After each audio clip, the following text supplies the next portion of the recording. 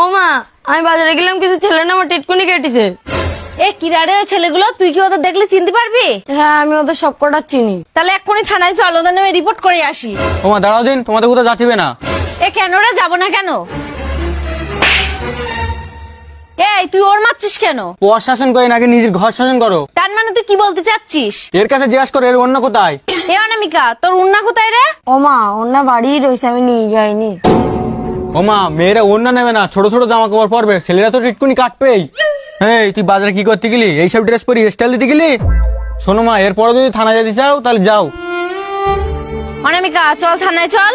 না না মা, যেতে হবে না, ভুলটা আমারই ছিল, আমি অন্যটা নিয়ে যেতে পারতাম। ভিডিওটা ভালো লাগলে অবশ্যই কমেন্টে জানিও। ওমা এই বাড়ি এখনো ঢুকতে পেরেছি, তার মধ্যে চেঁচানি শুরু করেছিস? চেঁচাবো না তা কি? তোমার ফোনে ফোন করছে, ফোন ডাকছে না। এই তুই আমার ফোনে কি করেছিস রে? আমি কিছু করিনি, এর মনে সিম খারাপ হয়ে গেছে। তুমি আমার 100 টাকা দাও, সিম কিন দিবে। আমার কাছে সিম কেনার মতো আর কোনো টাকা নেই, ওই রান্নাঘরে ভেন্ডি আছে, ভেন্ডি লাগা।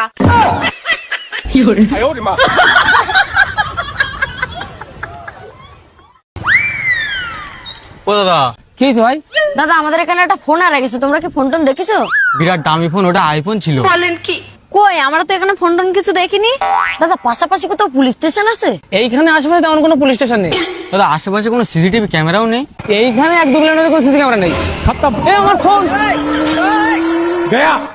ওমা এই কি রে?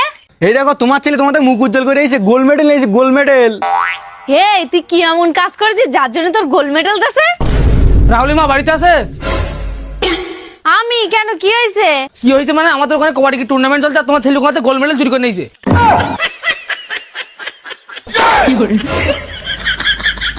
দাঁড়া তোর।